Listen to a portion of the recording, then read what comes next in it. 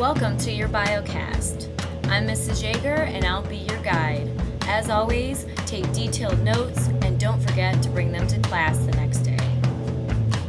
Take some time right now to get your binder together, a pen, and get ready to learn more about biology. Today's Biocast video is all about cells. Cells are divided into two major types of cells. They're very simple cells, and there are cells that are a little more complex. Before we start, the cell theory, which it kind of explains the basics of cells, is made up of three parts. The first is that all living things are made up of cells. Makes sense, right? The cell is the basic unit of living things, so all living things are made up of cells. The second part to the cell theory is that new cells are created by old cells dividing in two. And the third is that cells are the basic building units of life. You guys already know that. That's the definition for cells. Going back to the second part of the cell theory, this just means that cells can't come from nowhere. They have to come from other cells. Makes sense, right? So those are three parts to the cell theory.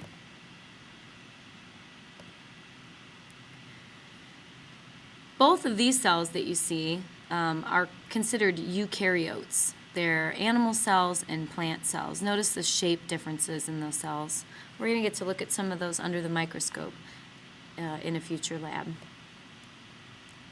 Okay, the most simple type of cell is called a prokaryote. And prokaryotes are single-celled and they have no enclosed nucleus.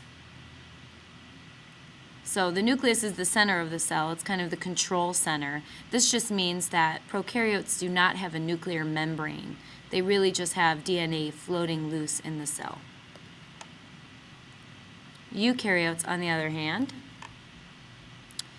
have multiple cells, organelles, and a nucleus. Okay, so most eukaryotes have multiple cells, although you'll occasionally have a single-celled eukaryote.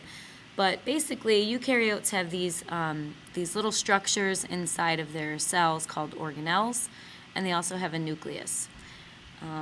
This makes eukaryotes a little more complicated, a little more complex than prokaryotes. Here's a good example of a prokaryote. Remember, this is your simple cell. Notice how there's no enclosed nucleus in the center, that there's really just stringy strands of DNA floating around. In the diagram, it's labeled a nucleoid. That's because it's not a true nucleus. There's no membrane.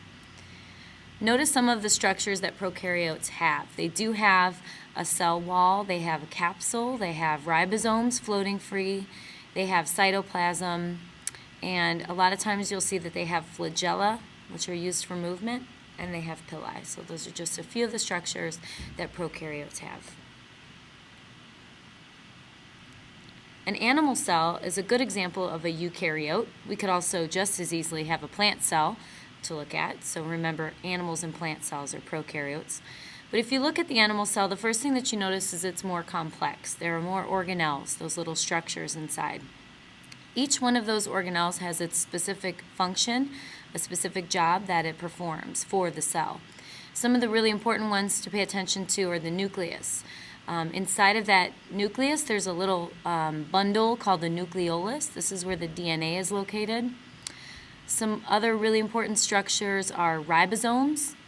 You'll recall that ribosomes make protein. They make proteins. Those proteins go throughout the body and perform different functions. The mitochondria is also a very important organelle. This is where all of the energy is created.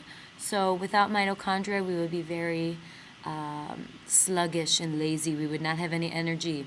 We'll learn about the process of how exactly those mitochondria make energy in another lesson. Something else that's super important to the cell is the plasma membrane. Without the membrane, all of those organelles would just be loose, floating around inside your body, and that wouldn't work. Your cell is a contained unit thanks to the plasma membrane. The plasma membrane also allows materials to pass in and out of the cell. We'll learn more about that at a later date too.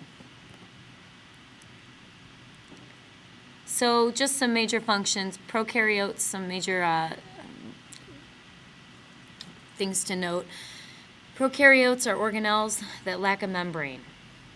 The only organelles that prokaryotes have are those ribosomes that make protein.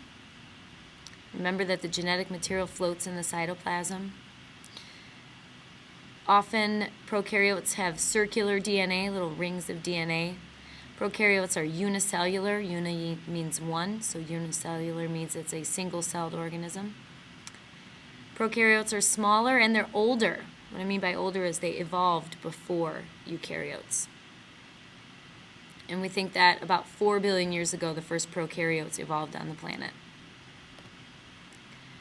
Eukaryotes, on the other hand, have multiple organelles covered by a membrane. Those organelles include ribosomes. Okay? There's a membrane-covered genetic material. That just means it has a nucleus with a membrane. It has linear DNA, which means it's a strand instead of a circle. Eukaryotes could be multicellular, or there are unicellular eukaryotes. Eukaryotes are larger in size, and we think they appeared 1 to 2 billion years ago. So they're younger on the evolutionary time scale than prokaryotes.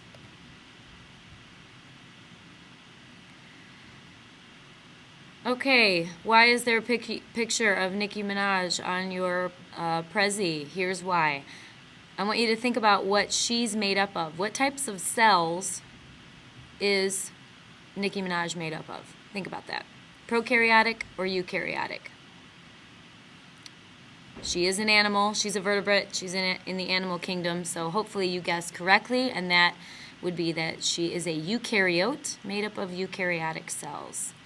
Notice the plants around her. What are those plants made up of? Are they prokaryotes or are they eukaryotes? Plant cells are, ding, ding, ding, you got it right. They're eukaryotes, they're eukaryotic cells. However, we may find some prokaryotes on her. Let's see where we would find them. Oh, that is so gross. Yes, in Nicki Minaj's armpit, there are guaranteed to be some bacteria. Bacteria cells are prokaryotes. Disgusting, right? Those are rod-shaped bacteria. Where else, maybe? Oh, yeah, between the toes. Gross. Got more bacteria, more prokaryotic cells in your feet. This is what makes you smell bad, the bacteria under your armpit.